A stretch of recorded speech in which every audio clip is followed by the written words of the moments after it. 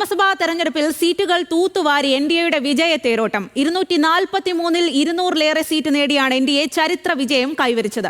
മത്സരിച്ച 101-ൽ 90-ലേറെ seat BJP നേടി. 40ഓളം seat വർദ്ധിപ്പിച്ച് ജെഡിയു വൻ കുതിച്ചുചാട്ടം നടത്തി. എന്നാൽ ആർജെഡി നയിക്കുന്ന മഹാസഖ്യം തകർന്നടിഞ്ഞു. അതിദയനീയമായിരുന്നു കോൺഗ്രസിന്റെ പ്രകടനം.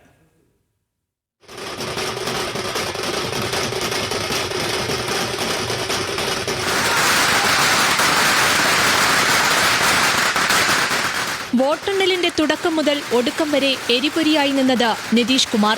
ഇപ്പോഴും ബീഹാർ ജനത നെഞ്ചേറ്റുന്നത് ഈ പഴയ സോഷ്യലിസ്റ്റിനെയാണെന്ന് ജനവിധിയിൽ തെളിഞ്ഞു. കഴിഞ്ഞ 20 വർഷത്തിനിടെ ജിതിൻ റാം മഞ്ചിയുടെ 1.5 വർഷം മാറ്റി നിർത്തിയാൽ ബീഹാറിൽ നിതീഷ് മാത്രമായിരുന്നു. ഇനിയും അങ്ങനെ തന്നെ മതിയെന്നാണ് ആ ജനത തീരുമാനിച്ചിരിക്കുന്നത്. കഴിഞ്ഞ 5 വർഷവും ബീഹാറിലെ മൂന്നാമത്തെ പാർട്ടി മാത്രമായിരുന്നു ജെഡിയു. എന്നിട്ടും തേജസ്വിയുടെയും ബിജെപിയുടെയും കൂടെ കൂടി മുഖ്യമന്ത്രിയായി. ഇനിയുള്ള 5 വർഷത്തേക്ക് നല്ല തലയുയർത്തി തന്നെയാണ് നിതീഷിന്റെ നിൽപ്പ്. ഈ സീറ്റെണ്ണം ബിജെപിക്ക് കൂടിയുള്ള സന്ദേശമാണ്. ബീഹാറിലെ മാത്രമല്ല, കേന്ദ്രത്തിലെ കാര്യവും ഇനി നിതീഷ് കുമാർ തീരുമാനിക്കും. ചോദിക്കുന്നതെല്ലാം കൊടുക്കാൻ കേന്ദ്ര സർക്കാർ തയ്യാറാവേണ്ടിയും വരും. അതുകൊണ്ട് ഇതൊരു നിതീഷ് വിജയം ആട്ടക്കഥയാണ്.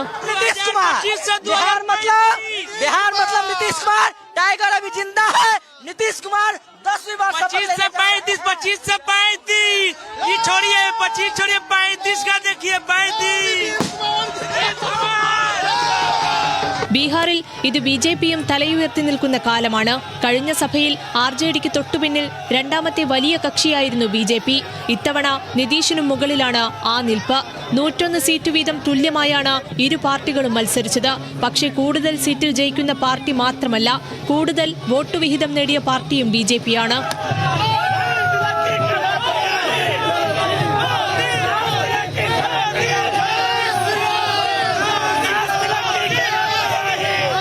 ഇതോടൊപ്പം മറ്റൊരു വിജയി കൂടി എൻഡിഎയിലുണ്ട്. അത് ചിരാഗ് പസ്വാനാണ്.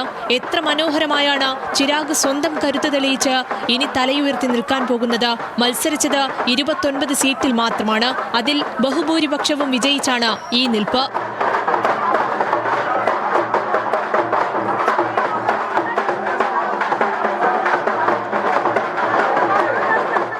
ലാലു പ്രസാദ് യാദവും തേജസ്വി യാദവും നിരാശയിലാകും. കഴിഞ്ഞ തവണ ഭരിക്കാൻ കഴിഞ്ഞില്ലെങ്കിലും സഭയിലെ ഏറ്റവും വലിയ ഒറ്റക്കക്ഷിയായിരുന്നു. ഇത്തവണ അതിൽ നിന്ന് കുറഞ്ഞത് 50ഓളം സീറ്റ്. ശക്തി കേന്ദ്രങ്ങളിൽ പോലും തേജസ്വിക്ക് കാലിടറി. കോൺഗ്രസിന് ഈ കൊടും തോൽവിയിൽ സന്തോഷിക്കാനൊന്നും ബാക്കിയില്ല. എന്തൊരു വലിയ പ്രചാരണമാണ് രാഹുൽ ഗാന്ധിയുടെ നേതൃത്വത്തിൽ നടത്തിയത്. ആദ്യം സംസ്ഥാനം മുഴുവനുമുള്ള യാത്ര, പിന്നീട് അനേകം റാലികൾ. ഇത്രയൊക്കെ നടത്തിയിട്ടും അടിസ്ഥാന വോട്ടുകൾ പോലും ലഭിക്കാതെ പോയി. സഖ്യകക്ഷിയായ ആർജെഡിയുടെ 10-1 പിന്തുണ പോലും കോൺഗ്രസിനില്ലാതെ പോയി. ബീഹാറിലെ ഇടതു പാർട്ടികൾക്ക് ഇവിടെ മുന്നേറ്റമില്ല. കഴിഞ്ഞ തെരഞ്ഞെടുപ്പിൽ നേടിയ എത്ര വോട്ട് വിഹിതവുമില്ല. ഇത്ര വലിയ താമരത്തള്ളലിൽ CPIM-നും കാലിടറി.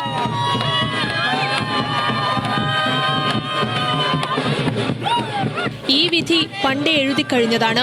1.25 കോടി സ്ത്രീകളുടെ അക്കൗണ്ടുകളിലേക്ക് 10,000 രൂപ വീതം നൽകിയ ആ നിമിഷം ഇല്ലാതായതാണ് ബീഹാറിലെ ഭരണവിരുദ്ധ വികാരം. പിടിച്ചിടമെല്ലാം അടക്കി ഭരിക്കുകയാണ് ബിജെപി. അതാണ് ബീഹാർ ഇനി തെരഞ്ഞെടുപ്പ് നടക്കാൻ പോകുന്ന ബംഗാളിനെയും കേരളത്തെയും തമിഴ്നാടിനെയും ഓർമ്മിപ്പിക്കുന്നത്. ഇതൊരു മോദി നിതീഷ് മാജിക് ആണ്. അതിനി എവിടെയും സംഭവിക്കാം.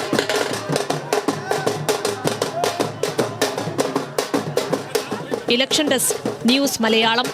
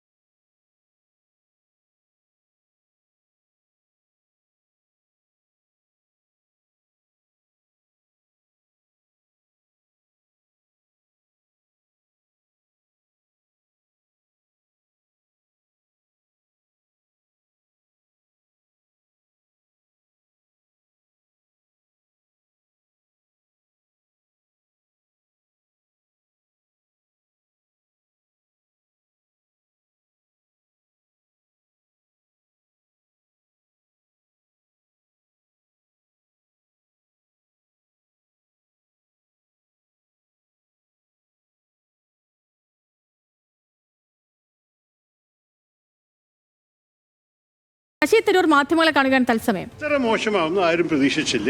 അത് ഞങ്ങൾക്കൊരു ഒരു ഒരു തിരിച്ചടി തന്നെയാണ്. നമ്മൾക്ക് അതിനെക്കുറിച്ച് നല്ലോണം ചിന്തിക്കണം. അതിനെക്കുറിച്ച് എങ്ങനെയാണ് പിന്നെ ഇങ്ങനെ വീണ്ടും വേറെ എവിടെയും സംഭവിക്കാതിരിക്കാൻ നമുക്ക് പ്രവർത്തിക്കേണ്ടത്. അടുത്ത വർഷം 5 സംസ്ഥാനമുണ്ട്. അതിലത്തെ 2 നമുക്ക് പ്രധാനപ്പെട്ട റൂൾ ഉണ്ടാവണം, കേരളത്തിലും ആസാമിലും. പിന്നെ വേറെ 3 നമുക്ക് ഒരുമാതിരി ഒരു വേറൊരു പാർട്ടിയുടെ ഒപ്പം ബീഹാറിൽ ചെയ്ത പോലെ നമുക്കൊരു റൂളുണ്ട്.